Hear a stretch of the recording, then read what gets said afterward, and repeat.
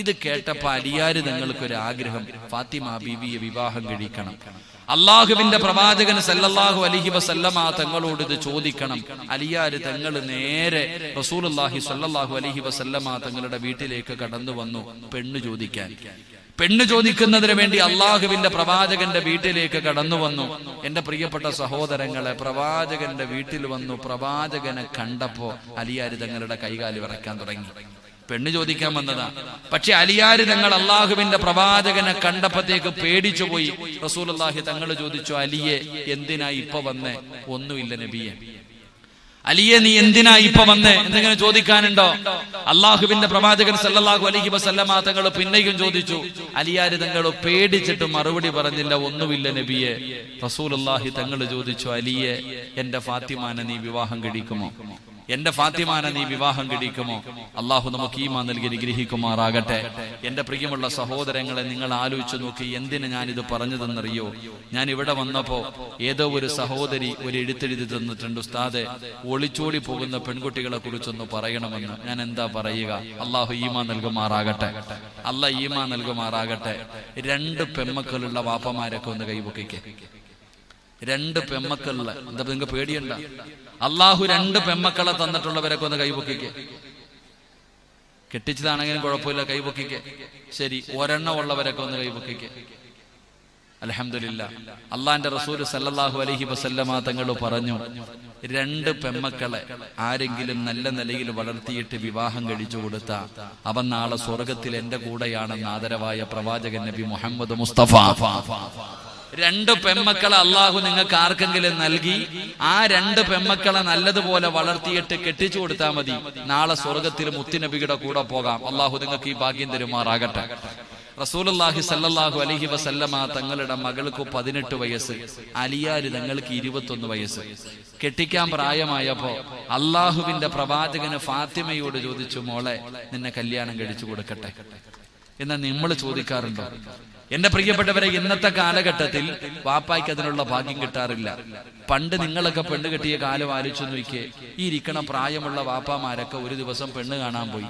ഈ ഇരിക്കണ താത്താമാരൊക്കെ, പ്രായമുള്ള ഈ ഉമ്മമാരൊക്കെ സ്കൂള് വിട്ട് വീട്ടിൽ കയറി വന്നപ്പോ വാപ്പ പറഞ്ഞു, മോളെ നിന്റെ കല്യാണം ഉറപ്പിച്ചിട്ടുണ്ട്, ആ ഇരിക്കുന്നതാണ് പുതിയ ആപ്പട. ഒറ്റ കരച്ചല് കഴിഞ്ഞു, ഇപ്പൊ സന്തോഷത്തോടെ ജീവിക്കുന്നു. അള്ളാഹു ബർക്കത്ത് ചെയ്യുമാറാകട്ടെ. എന്നാൽ ഇന്നത്തെ കാലത്ത് 10ാം ക്ലാസ്സിൽ പഠിക്കുന്നവളും +1 പഠിക്കുന്നവളും വീട്ടിൽ കയറി വന്നിട്ട് വാപ്പാനോട് പറയും, ഞാൻ ഒരുത്തനെ നോക്കി വെച്ചിട്ടുണ്ട്, എനിക്ക് അവനെ കെട്ടിച്ചേരണം. അപ്പൊ വാപ്പ അവനെ കുറിച്ച് അന്വേഷിച്ചിട്ട് പറയും, മോളെ അവൻ നമ്മുടെ ജാതിയല്ല, അവന്റെ സ്വഭാവം ശരിയല്ല, അതൊന്നും എനിക്കറിയണ്ട, എനിക്ക് ഓനെ തന്നെ മതി. എന്നാ പണ്ടുള്ളവരങ്ങനെ ആയിരുന്നില്ല സഹോദരങ്ങളെ. നിങ്ങൾ ചരിത്രം എടുത്തു നോക്ക്. ഒരു മനോഹരമായ ചരിത്രം ഞാൻ പറയാം. മുബാറക് എന്ന് പറയുന്ന ഒരു അടിമയുണ്ടായിരുന്നു. മുന്തിരിത്തോട്ടത്തിലെ ജോലിക്കാരനാ. ഈ മുബാറക് എന്ന് പറയുന്ന അടിമയെ ഒരു ദിവസം യജമാനൻ വിളിച്ചിട്ട് പറഞ്ഞു, മുബാറക്കെ, വീട്ടിൽ വിരുന്നുകാര് വന്നിരിക്കുന്നു, നീ പോയിട്ട് മുന്തിരിത്തോട്ടത്തിൽ നിന്ന് 1 കുലം മുന്തിരി പറിച്ചു കൊണ്ടുവാ. മുബാറക് എന്ന് പറയുന്ന അടിമ നേരെ മുന്തിരിത്തോട്ടത്തിൽ ചെന്ന് 1 കുലം മുന്തിരി പറിച്ചു, യജമാനന്റെ മുന്നിൽ കൊണ്ടുവച്ചു. യജമാനൻ ഒരു മുന്തിരി എടുത്ത് തിന്നു നോക്കിയപ്പോ വല്ലാത്ത കയ്പ്. പോയി പറഞ്ഞു, എടാ പോയിട്ട് മധുരം ഉള്ളത് പറിച്ചോണ്ട് വാടാ. മുബാറക് എന്ന് പറയുന്ന അടിമ 2ാമത് മുന്തിരിത്തോട്ടത്തിൽ പോയി 1 കുലം മുന്തിരി കൂടെ കൊണ്ടുവന്ന് യജമാനന്റെ മുന്നിൽ വെച്ചു. അതും തിന്നു നോക്കിയപ്പോ വല്ലാത്ത പുളിപ്പ്. യജമാനന് ദേഷ്യമായി. അവിടെ നിന്ന് പറഞ്ഞു, മുബാറക്കെ, മധുരമുള്ളത് പറിച്ചു കൊണ്ടുവരാനാ പറഞ്ഞ്, പോയിട്ട് വാടാ. അങ്ങനെ 3ാമതും മുബാറക് എന്ന് പറയുന്ന അടിമ മുന്തിരിത്തോട്ടത്തിൽ പോയി നോക്കി, 1 കുലം മുന്തിരി കണ്ടു. മുറിച്ചുതേതാ, നിനക്കറിയില്ലേടാന്ന് പറഞ്ഞിട്ട് ഇങ്ങനെ തല്ലുമ്പോ അടികൊള്ളുന്നതിന്റെ ഇടയിൽ മുബാറക് എന്ന് പറയുന്ന അടിമ ചോദിച്ചു, എന്നോട് മുന്തിരിത്തോട്ടത്തിൽ പള്ളികളിൽ, കാസർഗോഡ് പോകട്ടെ, ഏകദേശമുള്ള പള്ളിയിൽ നമസ്കരിക്കാൻ പോകുമ്പോ മൂത്രം ഒഴിക്കാൻ വേണ്ടി മൂത്രപ്പരയുടെ മുന്നിൽ ചെല്ലുമ്പോ അവിടെ കിടക്കുന്ന ചെരുപ്പിന്റെ മൂക്ക് വരെ വെട്ടിയിട്ടുകൊണ്ടിരിക്കുക, അടിച്ചുകൊണ്ട് പോകാതിരിക്കാൻ. പള്ളിയുടെ മൂത്രപ്പരയുടെ മുന്നിൽ കിടക്കുന്ന ചെരുപ്പ് വരെ ഇങ്ങനെ മൂഭാഗം മുറിച്ചിട്ടിരിക്കുക. എന്തിന്? എടുത്തുകൊണ്ട് പോകാതിരിക്കാൻ. പള്ളിയുടെ മൂത്രപ്പര ഇരിക്കണ കപ്പ് എന്തിനാ കെട്ടിയിടുന്നത്? നിങ്ങൾ പറ, തറയിൽ വീഴാതിരിക്കാനാ? നിങ്ങൾ സത്യം പറ. ഈ പള്ളിയിലെ മൂത്രപ്പരയിലിരിക്കണ കപ്പ് കെട്ടിയിടുന്ന ചങ്ങലയിൽ ഇടാൻ പറ്റുന്നില്ല, അല്ലെങ്കിൽ അതും വെടിച്ചിട്ടാനെ. എന്തിന്? അതുവരെ അടിച്ചോണ്ട് പോകും. അള്ളാഹു കാത്തിരക്ഷിക്കുമാറാകട്ടെ. ഉള്ളത് പറഞ്ഞാതി. ഞാൻ പറഞ്ഞതുള്ളതല്ലേ. ഈ പള്ളിയുടെ മൂത്രപ്പുരയിരിക്കണ കപ്പ് കെട്ടിയിടുന്ന എന്തിനാ? അതും അളവ് പോട്ട് ഒരു നീളം അനുസരിച്ച് കെട്ടിയിട്ടിരിക്കുക. ആ മൂത്രപ്പുരയുടെ മുന്നിൽ കിടക്കണ ചെരുപ്പ് വരെ അടിച്ചുകൊണ്ട് പോകാതിരിക്കാൻ കെട്ടിയിരിക്കുക. എന്നാ 10 കൊല്ലം ഒരു മുന്തിരിത്തോട്ടത്തിൽ ജോലി ചെയ്തിട്ട് താഴെ വീണ ഒരു മുന്തിരി പോലും എടുത്തു തിന്നില്ല. ഈ മനുഷ്യന്റെ കയ്യെ പിടിച്ചിട്ട്, ഈ മുബാറക്ക് എന്ന് പറയുന്ന അടിമയുടെ കയ്യെ പിടിച്ചിട്ട് നേരെ വീടിന്റെ അകത്ത് പോയി കോടീശ്വരനായ വലിയ കുടുംബ മഹിമയുള്ള മുതലാളി. എന്നിട്ട് മോളെ വിളിച്ചിട്ട് പറഞ്ഞു, മോളെ, നിനക്കൊരു പുതിയാപ്പളയ വാപ്പ കൊണ്ടുവന്നിട്ടുണ്ട്. ആരാ ഉപ്പ?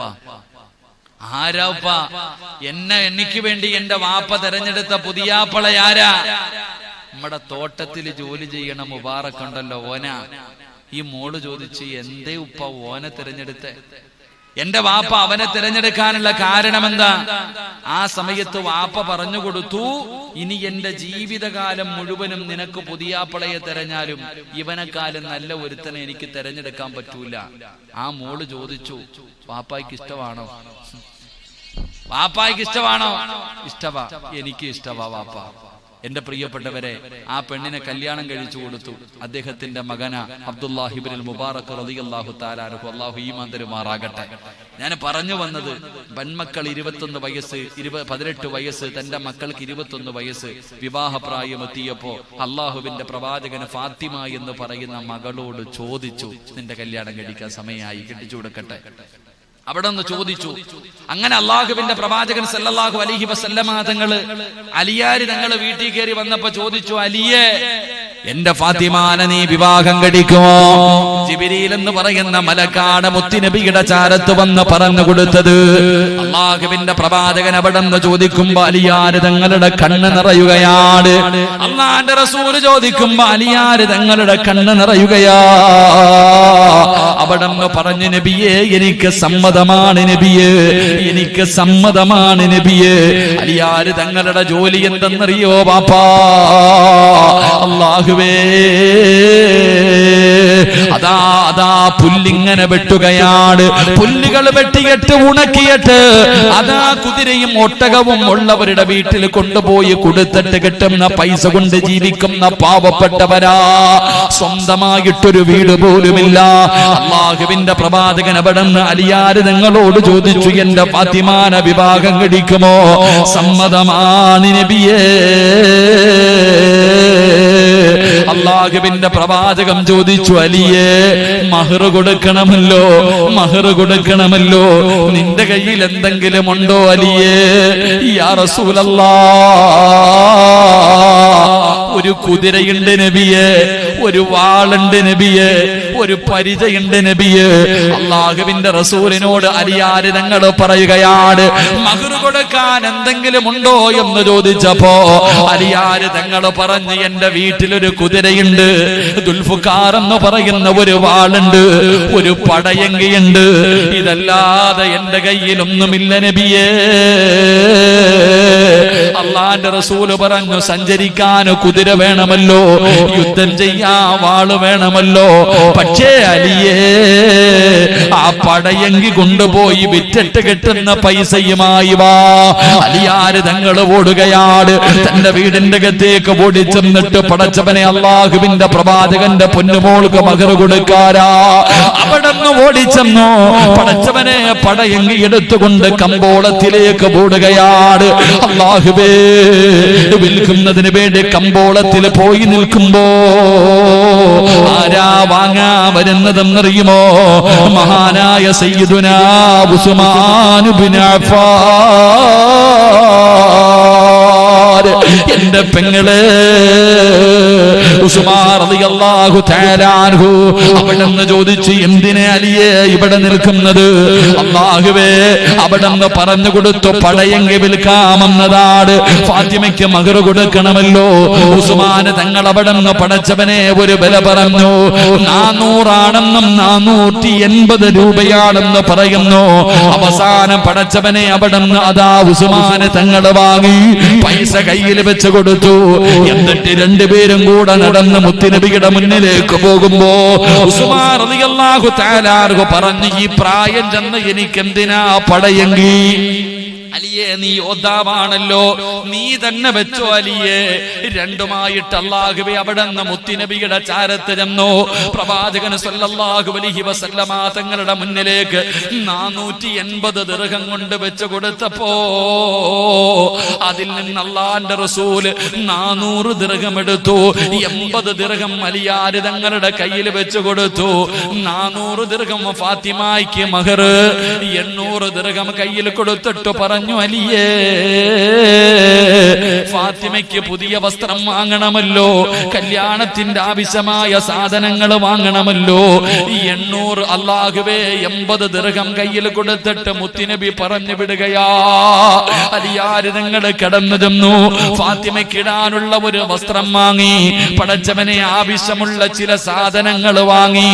അങ്ങനെ ഫാത്തിമ ബീവിയുടെ കയ്യിൽ കൊണ്ടുകൊടുത്തു. ഫാത്തിമ ഒരുങ്ങുകയാ. പാതാപ്പന്റെ പ്രിയപ്പെട്ട പെങ്ങളെ, പൂച്ചക്കാടിന്റെ പരിസരത്തുള്ള പണക്കാരെ, അല്ലാഹുവിന്റെ പ്രവാചകന്റെ പൊന്നുമോള് മണവാട്ടിയായി ഒരുങ്ങി ഇറങ്ങുകയാണ്. അലിയാര് തങ്ങളുടെ കൊണ്ടുകൊടുത്ത വസ്ത്രമുണ്ടല്ലോ, ആ വസ്ത്രം അല്ലാഹുവിന്റെ റസൂലിന്റെ പൊന്നുമോള് ധരിച്ചു. എന്നിട്ട് വീടിന്റെ വെളിയിലേക്ക് ഇറങ്ങുമ്പോ മഹാനായ സയ്യിദുനാ അബൂബക്കർ സിദ്ദീഖ് റളിയല്ലാഹു തആല അൻഹു ഫാത്തിമ ബീവി ഒരുങ്ങി ഇങ്ങനെ വീടിന്റെ വെളിയിലേക്ക് ഇറങ്ങുമ്പോ അല്ലാഹുവേ അലിയാര് തങ്ങളുടെ ഭാര്യയാകാര് മുത്തുനബിയുടെ പൊന്നുമോള് ഒരുങ്ങി ഇറങ്ങുമ്പോ അലാ അബൂബക്കർ തങ്ങളുടെ മുഖം പൊത്തിപ്പിടിച്ചിട്ട് പോടുകയാണ്. തന്റെ മുഖം ഇങ്ങനെ പൊത്തിപ്പിടിച്ചിട്ട് അല്ലാഹുവിന്റെ റസൂല് കാണാതെ വീടിന്റെ സൈഡിൽ പോയിരുന്നിട്ട് അബൂബക്കർ സിദ്ദീഖ് തങ്ങള് കരയുകയാ. സഹാബത്ത് ചോദിക്കുന്നു അബൂബക്കർ തങ്ങളോട്, എന്തിനാ തങ്ങളെ കരയുന്നത്?